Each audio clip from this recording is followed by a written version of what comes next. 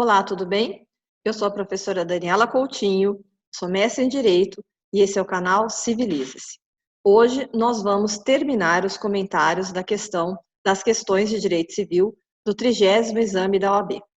Então vamos começar pela penúltima questão desse exame. Alberto, adolescente, obteve autorização de seus pais para casar-se aos 16 anos de idade com sua namorada Gabriela. O casal viveu feliz nos primeiros meses de casamento, mas, após certo tempo de convivência, começaram a ter constantes desavenças. Assim, a despeito dos esforços de ambos para que o relacionamento progredisse, os dois se divorciaram pouco mais de um ano após o casamento. Muito frustrado, Alberto decidiu reunir algumas economias e adquiriu um pacote turístico para viajar pelo mundo e tentar esquecer o ocorrido. Considerando que Alberto tinha 17 anos quando celebrou o contrato com a agência de turismo e que o fez sem qualquer participação de seus pais, o contrato é... Bom, nós temos aqui mais uma questão que fala do Instituto da Emancipação. Então, antes da gente analisar as alternativas, eu vou fazer uma explanação rapidinha para falar sobre emancipação, para que não reste dúvida aí de qual era a questão a ser assinalada. Então, a emancipação, ela é um instrumento jurídico, ela é um instituto jurídico que permite aos menores de 18 anos que foram emancipados que possam realizar contratos, que possam realizar negócios jurídicos sem serem assistidos ou representados pelos seus representantes legais. O nosso ordenamento jurídico, ele prevê 3 espécies de emancipação. A voluntária, que é aquela concedida pelos pais ao menor de 16 anos, por instrumento público, via cartório, independentemente de homologação judicial. Nós temos também a emancipação judicial, que é aquela concedida aos menores postos sob tutela, por sentença judicial, e nós temos a legal, que é a que se refere ao enunciado. A legal é aquela que os menores de 16 anos que incorrerem em uma das hipóteses previstas em lei, eles automaticamente se tornam emancipados. O que nós temos que lembrar aqui também é que a emancipação judicial e voluntária, ela precisa ser registrada no cartório de registro civil de pessoas naturais para que produza efeitos. Já a legal, cujo um dos exemplos é o casamento, ela produz os seus efeitos automaticamente. Então, aquele menor de 18 anos, entre 16 e 18 anos, que venha a celebrar um casamento, que venha a se casar, ele se torna, a partir do casamento, plenamente capaz. Uma outra coisa que o candidato deveria lembrar é que, uma vez que a emancipação tenha sido concedida de forma válida, ou seja, tenha cumprido os seus requisitos legais, ela é irrevogável. Portanto, na hipótese que nós estamos comentando, o casamento realizado de forma válida produz os efeitos de emancipar o menor. E essa emancipação, ela é irrevogável. O que significa isso? Ainda que após esse casamento, o menor venha a se divorciar ou esse casamento venha a ser dissolvido por qualquer uma das hipóteses de dissolução matrimonial, o menor não retorna à condição de incapaz. Então, no caso aqui, o menor em questão, ele se divorciou antes dos 18 anos, mas, tendo sido emancipado pelo casamento, ele continua sendo civilmente capaz. Então, agora nós vamos ver com todas essas informações, nós vamos olhar as nossas alternativas. Alternativa B, nulo, pois Alberto é absolutamente incapaz. Não, né? Alberto já tinha mais de 16 anos, então essa aqui está incorreta. Alternativa C, anulável, pois Alberto é relativamente incapaz. O Alberto se tornou capaz a partir do momento em que ele se casou. Portanto, essa também é incorreta. Alternativa D, ineficaz, pois Alberto não pediu a anuência de Gabriela. Não precisava mais, já tinha se divorciado. Essa questão era bastante simples, era só lembrar aí que a emancipação é irrevogável. Então, restava aí como alternativa correta a letra A. O contrato é válido, pois Alberto é plenamente capaz.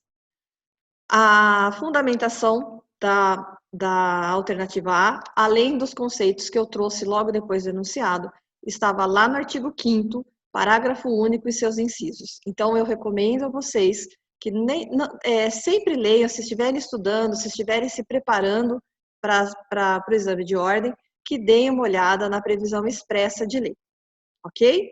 Então, agora nós vamos para a nossa última questão, o 30º exame da OAB. Arnaldo, publicitário, é casado com Silvana, advogada, sob o regime de comunhão parcial de bens.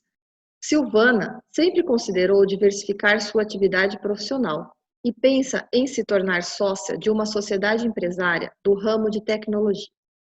Para realizar esse investimento, pretende vender um apartamento adquirido antes de seu casamento com Arnaldo. Este, mais conservador na área negocial, não concorda com a venda do bem para empreender. Sobre a situação descrita, assinale a afirmativa correta. Essa questão era uma questão simples, mas que tinha aí um detalhe que poderia levar o candidato a se confundir.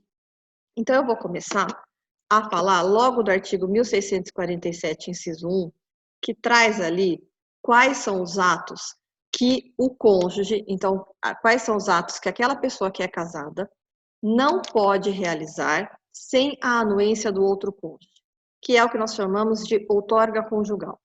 E esses atos, um desses atos é exatamente a venda de imóveis. Então, em qualquer que seja o regime de bens, exceto o da separação convencional ou separação absoluta, o outro cônjuge tem que comparecer no negócio e prestar a sua anuência, sob pena desse negócio ser anulado. O que podia confundir aqui é que o enunciado, ele traz o regime da comunhão parcial. E lá ele diz que o imóvel que a pessoa queria vender, deixa eu olhar o nome para vocês não ficarem confusos, o imóvel que a Silvana queria vender era um imóvel que pertencia exclusivamente a ela. Era um imóvel que ela tinha antes do casamento e ela queria vender esse imóvel. O regime da comunhão parcial é aquele que prevê que os imóveis anteriores ao casamento são exclusivos de cada cônjuge e só serão imóveis conjuntos aqueles adquiridos na constância do casamento. Então, o que podia gerar dúvida no candidato é: será que eu preciso mesmo da anuência conjugal se eu for vender um imóvel que é meu, um imóvel que pertence ao meu patrimônio exclusivo? E a resposta é: sim, você precisa. O único regime matrimonial que prevê aí, que dispensa a anuência conjugal, é o regime da é o regime da separação convencional. Aquela separação que os nubentes fazem pacto antinupcial. Para todos os outros regimes, comunhão universal, comunhão parcial, participação final nos aquestos ou regime da separação legal, é necessário a anuência do cônjuge. Feitas essas considerações, podemos agora analisar as alternativas, começando sempre os comentários das alternativas incorretas. Alternativa A. Silvana não precisa de autorização de Arnaldo para alienar o apartamento, pois destina-se ao incremento da renda familiar. Aqui era aquela alternativa que eu já comentei com vocês, que você pode descartar de pronto, porque esse fundamento aí destina-se ao incremento da renda familiar, isso não tem nada a ver, juridicamente isso não tem interesse nenhum. A Silvana precisa sim da outorga conjugal. Alternativa C. Silvana não precisa de autorização de Arnaldo para alienar o apartamento, pois se trata de bem particular. Era onde eu falei que o examinador esperava confundi-los. Ela realmente tem um bem particular, esse bem pertence somente a ela, mas o regime da comunhão parcial exige a outorga conjugal, mesmo para alienação de bens particulares. Alternativa D. A autorização de Arnaldo para alienação por Silvana é necessária e decorre do casamento, independentemente do regime de bens. Não, não é independente do regime de bens, porque se eles fossem casados pelo regime da separação convencional, Arnaldo não precisaria dar a sua anuência. Então, aqui a alternativa D também é incorreta, exatamente porque ele se refere de forma geral a todos os regimes. Sobrando, então, como correta, a letra B. A autorização de Arnaldo para alienação por Silvana é necessária, por conta do regime da comunhão parcial de bens. Essa era correta, então lembrando de novo, por mais que o bem seja exclusivo, o regime da comunhão parcial de bens prevê a necessidade da outorga conjugal para que essa alienação seja válida. Nessa questão, o artigo que vocês iriam levar em consideração, o artigo que eu sugiro que vocês leiam, é o artigo 1647, inciso 1, do Código Civil, e com isso nós terminamos mais uma prova da OAB. Comentamos hoje as últimas questões do 30º exame da OAB, a parte de civil. Eu lembro de novo a vocês que caso vocês queiram que eu comente alguma questão em específico ou algum conteúdo sobre direito civil, deixa aí nos comentários, que assim que possível eu disponibilizo um vídeo, ok? Na próxima, então, iremos começar o 29º exame da OAB.